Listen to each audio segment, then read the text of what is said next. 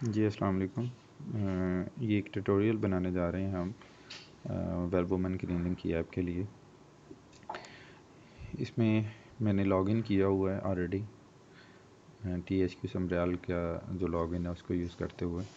आपने जब इसको करना है उसके बाद आपने स्क्रीनिंग डैशबोर्ड पे जाना है। जब आप स्क्रीनिंग डैशबोर्ड पे आते हैं तो यहाँ पे आपके पास सेलेक्ट सर्च क्राइटेरिया की ऑप्शन आती है। यहाँ पे आप सर्च क्राइटेरिया में 3 ऑप्शंस के साथ इसको सर्च कर सकते हैं। तो मैं कोई नया है पुराना है, मैं दोनों की सिचुएशन में यहाँ पे मैं CNIC को सिलेक्ट कर रहा हूँ। मैं यहाँ पे CNIC को सिलेक्ट करके मैं यहाँ पे CNIC जो है वो इंटर करता हूँ। जब मैंने ये CNIC इंटर किया, मैंने इसको सर्च किया। सर्च करने के बाद मुझे सिस्टम ने बताया कि ये जो है वो सिस्टम के अंदर रिकॉर्ड नहीं है।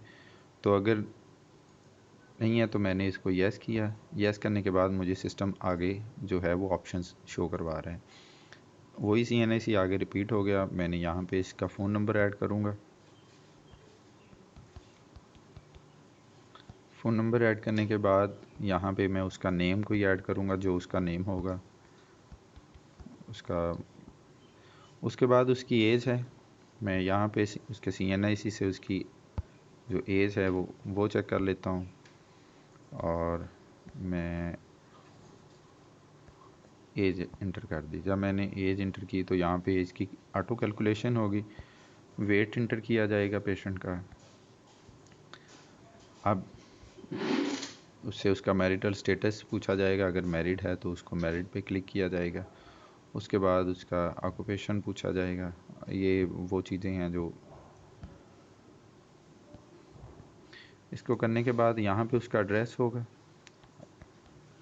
एड्रेस मैंने उसका एंटर किया। अब मैं इसको सेव कर रहा हूँ। जब मैंने सेव किया तो इसका एक टोकन जनरेट हो गया। इस टोकन को मैंने अब क्लोज आगे करना है। अब अगली स्क्रीन पे हम आ गए जो कि हमारी रिस्क आइडेंटिफिकेशन की होगी। मैं यहाँ पे जो सारे क्वेश्चंस हैं वो फिल करूँगा। जब मैं फिल करता हूँ तो एंड पे एक प्रेगनेंसी का क्वेश्चन आता है।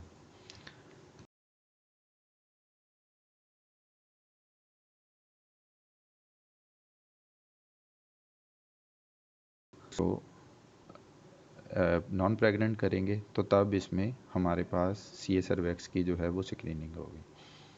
और अगर आप यहाँ पे प्रेग्नेंट यस करते हैं तो फिर OGTT की जो स्क्रीनिंग है वो होगी। अब मैं यहाँ पे नो कर रहा हूँ तो CA सर्विक्स की स्क्रीन ओपन होगी। इसको मैं सिलेक्ट कर रहा हूँ सारा। मैंने इसको सेव किया। सिस्टम ने मुझे बताया वो लो स्कोर है और उसकी ये स्कोरिंग है। मैं इसको ओके करता हूँ। उसके बाद नेक्स्ट स्क्रीन पे हम जाते हैं जो कि क्लिनिकल ब्रेस्ट एग्जामिनेशन है। क्लिनिकल ब्रेस्ट एग्जामिनेशन में अगर उसमें कोई आपको फाइंडिंग्स नहीं पेशेंट में नज़र आती तो आपने एसिम्प्टोमेटिक कर देना, और अगर आ रही हैं तो आप सिम्प्टोमेटिक पे क्लिक करेंगे। उसमें जो ऑप्शंस आएंगी उसको सिलेक्ट करेंगे। उसके बाद पेशेंट रेफरल है। अब यहाँ पे है रेफ़र फॉर अल्ट्रासाउंड। अगर पेशेंट में कोई फाइंडिंग्स हैं तो देन प्लीज़ आप रेफ़र टू अल्ट्रासाउंड को इंटर करेंगे, अदरवाइज़ आप इसको क्लिक नहीं करेंगे। ठीक है। और अगर उस पेशेंट के पास ऑलरेडी कोई अल्ट्रासाउंड रिपोर्ट है तो तब आप उस रिपोर्ट की बेस पे, अगर आप की इतनी वो आपको लग रहा है कि उस पेशेंट में इश्यूज़ हैं, तो फिर आप उसको यहाँ से टर्शी केयर में भी रेफ़र कर सकते हैं। मैं इसको सिंपली ये करने के बाद मैं इसको सेव करता हूँ तो सिस्टम ने ये रिकॉर्ड जो है वो सेव कर दिया। अब उसके बाद नेक्स्ट जो स्क्रीन है वो सर्वाइकल एग्जामिनेशन की है। आपने जितने लोगों की रिस्क असेसमेंट की है उनके उतने ही पेशेंट्स की आपने पर स्पेकुलम भी करनी है।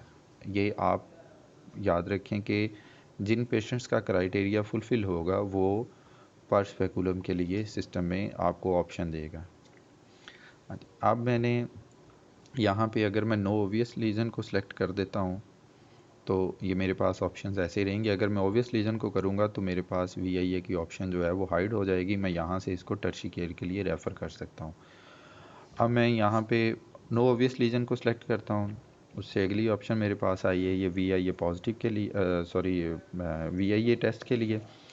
मैं VIA टेस्ट में अगर यहाँ पे इसको पॉजिटिव पे क्लिक करता हूँ तो मुझे वो एरिया पूछा जाएगा किस एरिया में है, लोकेशन उसकी, मैं उस लोकेशन को सिलेक्ट करता हूँ।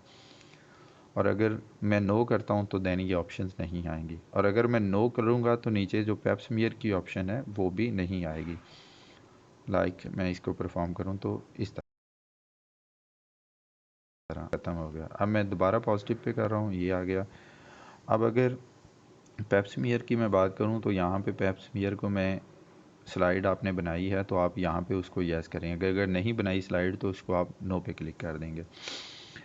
अब ये जो आ रहा है रेफ़र टू टर्शी केयर, अब ये बेसिकली जो मैं लॉगिन यूज़ कर रहा हूँ यहाँ पे क्रायोथेरेपी मशीन अवेलेबल नहीं है। इस वजह से यहाँ पे मेरे पास क्या है कि रेफ़र टू क्रायोथेरेपी की ऑप्शन आ रही है। और अगर ये DHQ हॉस्पिटल होता जहाँ पे क्रायोथेरेपी मशीन होती तो तब वहाँ पे ये ऑप्शन नहीं आनी थी। अब मैं समरियाल में कर रहा हूँ तो यहाँ पे मैं इसकी ऑप्शन देखूँगा कि इसके नज़दीक कौन सा समरियाल के पास है हॉस्पिटल जहाँ पे मैं उसको रेफ़र कर सकता हूँ। तो यहाँ पे डस्का जो है वो हॉस्पिटल है जहाँ पे हमने क्रायोथेरेपी मशीन दी हुई है।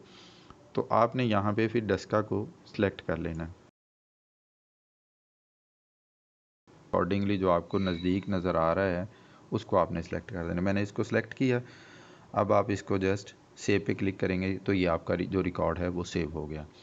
तो उसके बाद ये अल्ट्रासाउंड का है, अल्ट्रासाउंड की जो ऑब्जर्वेशंस होंगी वो इंटर की जाएंगी। अल्ट्रासाउंड की ऑब्जर्वेशंस आपने उस पेशेंट्स की ही करनी है जिसका अल्ट्रासाउंड काइंडली परफॉर्म हुआ हो। अदरवाइज़ आप डाटा की जब वो हायर अप्स जब इसका डाटा मांगते हैं, अगर इसमें कोई इशू आता है तो फिर वो पूछते हैं कि जी इतने अल्ट्रासाउंड कैसे परफॉर्म हुए हैं, या अगर इतने लोगों को रेफ़र किया था तो फिर अल्ट्रासाउंड इतने परफॉर्म क्यों नहीं हुए। तो इन चीज़ों को आपने बी केयरफुल होके परफॉर्म करना है। तो यहाँ तक इम्पॉर्टेंट थी, मैंने आपको इसकी एक ट्यूटोरियल बना के दी है। आई होप कि ये आपके लिए फ़ायदेमंद रहेगी।